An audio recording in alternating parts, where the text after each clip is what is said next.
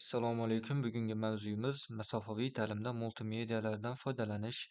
Multimedia vositalari bu matn, rasm, audio, video, animasiya va interaktiv elementlar birgalikda ishlatilishiga aytiladi multimedia deb. Masofaviy ta'limda multimedia vositalari o'quv jarayonini yanada samarali va qiziqarli qilishga yordam beradi. Matn. Matn bu ta'lim jarayonida eng keng qo'llanilgan axborot yetkazish vositasi bo'lib, kitoblar, maqolalar, elektron hujjatlar, blog postlar, taqdimot matnlari, PDF fayllar va boshqa yozma materiallarni o'z ichiga oladi. Bu matn vositalarining turlari: elektron darslik va kitoblar, elektron hujjatlar va konspektlar, slayd matnlari, maqolalar va blog postlar, interaktiv matnlar kiradi.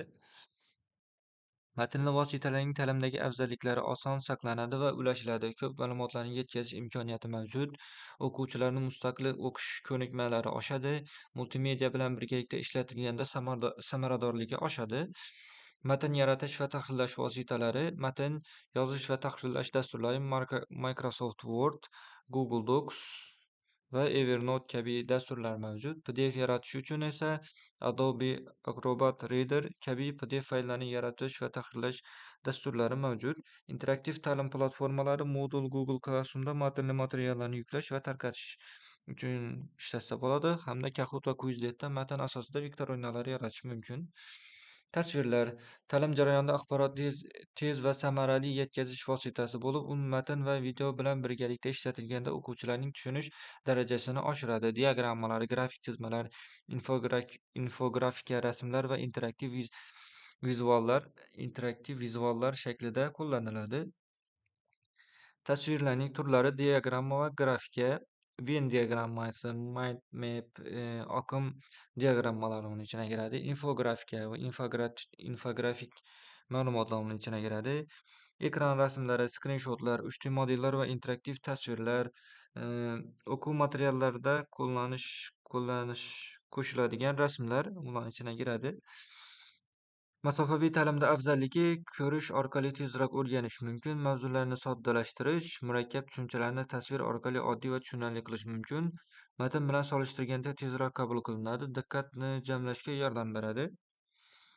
Tasvirlarni yaratish va tahrirlash vositalari: Canva, Piktochart, Venngage, Adobe Photoshop, Figma kabi tasvirlarni yaratuvchi dasturlar mavjud.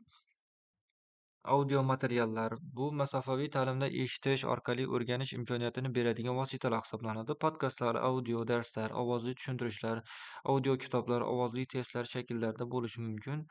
Audio vositalar o'quvchilarning diqqatini jamlashga, axborotni qulay tarzda eshitib o'zlashtirishga yordam beradi. Bu audio materiallarning turlari: podkastlar, audio kitoblar, audio darsliklar, ovozli test imtihonlari va ovozli tushuntirish va sharhlar uning ichiga kiradi.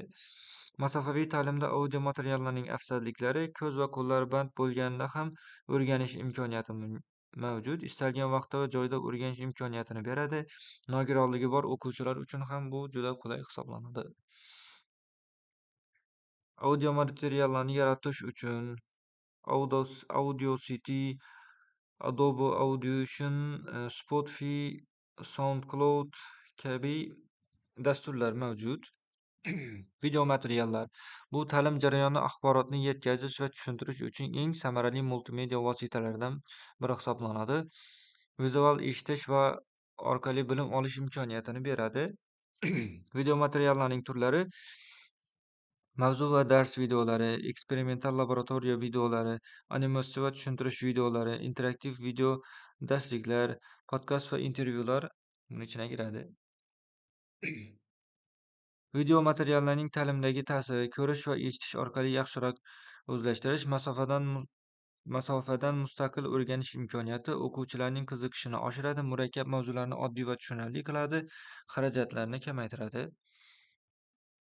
Video materiallarni yaratish va tahrirlash vositalari: bu OBS Studio, Camtasia, Loom, YouTube, Adobe Premiere Pro kabi vositalar mavjud video materiallarni yaratish va yuklash uchun. Animatsiyalar bu harakatlanuvchi tasvir yoki grafik orqali axborotlarni tushuntirish usuli hisoblanadi. Murakkab tushunchalarni soddalashtirib yetkazishga yordam beradi. Animatsiya turlari 2D animatsiyalar, oddiy va tushunarli grafik elementlar, masalan, YouTube'dagi o'quv videolari. 3D animatsiyalar hajmli virtual vizualizatsiya, masalan, tibbiyotda inson tanasini modelini o'rganish. Harakatlanuvchi infografika, grafik ma'lumotlarni jonlantirish orqali tushuntirish. O'yinlashtirilgan animatsiyalar ta'limda o'yinlar va interaktiv kontentlar ichiga kiradi. Afzalliklari: o'quvchilarni e'tiborini jalb qiladi, mavzu vizual tushuntirishni osonlashtiradi, qiyin tushunchalarni oddiy va tushunarli qiladi, masofaviy ta'limda interaktivligini oshiradi. Animatsiyalarni yaratish uchun Powtoon, Vyond, Adobe Animate, Blender kabi dasturlar bor.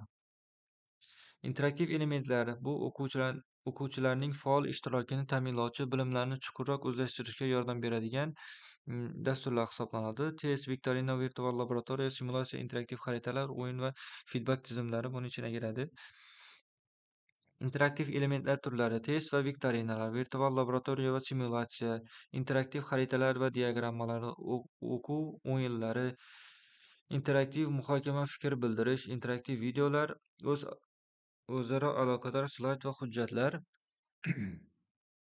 Masofaviy ta'limda interaktiv elementlarning afzalliklari: o'quvchilar faolligini oshiradi, tushunchalar chuqurroq o'zlashtirishga yordam beradi, real vaqt rejimida fikr almashish imkoniyatini beradi, ko'proq o'quvchilarni jalb qiladi, o'quvchilarni individual tarzda ishlashlari mumkin bo'ladi.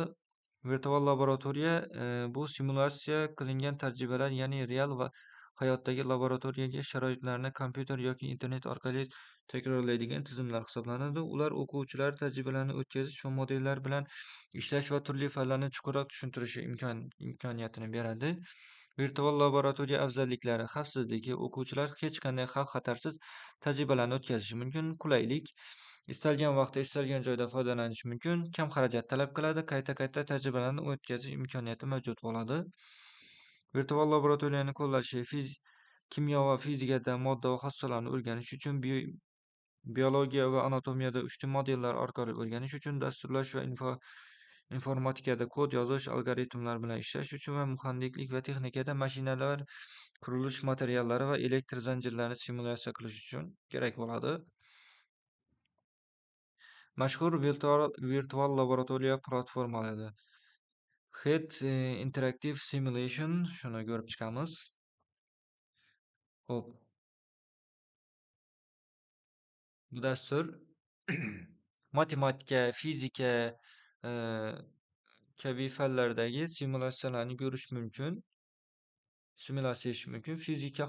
Fizika qonunlari, masalan, kvant tanga tashlash, kvant o'lchovlari, vodorod atomini modellari, suvda suzish asoslari va shunga o'xshaganlarni simulyatsiya orqali ko'rish mumkin bo'ladi. Matematika va statikada raqam juftliklari, o'rtacha ulush va balans, snaryad namunalari taqsimlash, markaz va o'zgaruvchanlik kabi narsalarni sinab ko'rish mumkin. Mana kimyo bo'yicha ham membran tashish va shunga o'xshagan narsalar mavjud. Kosmos bo'yicha ham shuncha simulyatsiyalar mavjud. Bu dasturda o'zlaringiz ham kirib ko'rib chiqsangizlar ham bo'ladi. Keyingisi Labster biologiya va kimyo bo'yicha immersiv laboratoriya hisoblanadi. Chem Collective kimyo bo'yicha interaktiv laboratoriya hisoblanadi. Kirkut Lab elektronika va elektrotexnika laboratoriyasi hisoblanadi. Shuni ham ko'rib chiqamiz. Xo'p, bu ko'rib turganlaringiz elektronika laboratoriyasi hisoblanadi. Xo'p, bunga kirganimizda shunday o'chirish, simulyatsiya va sxemalar, Kirkulabga ishga tushirish degan narsa chiqadi bu yerda. Shuni ishga tushirishda bosadigan bo'lsak,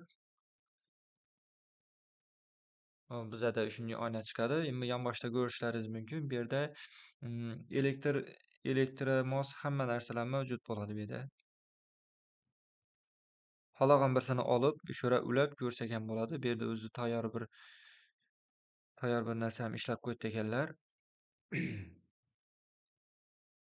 Xo'p, keyingisi multimedia vositalarining ta'limdagi roli. O'quvchilar dars jarayonida jalb qilish, murakkab mavzularni oson tushuntirish imkoniyati mavjud. mustaqil ta'lim olish va amaliy mashg'ulotlarni o'tkazish va vaqt joyidan qat'iy nazar ta'lim olish imkoniyatlari mavjud bo'ladi.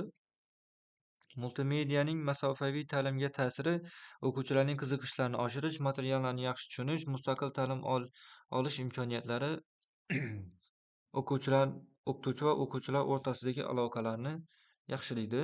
E'tiboringiz uchun rahmat. Bugungi darsimiz shu bilan yakunlanadi.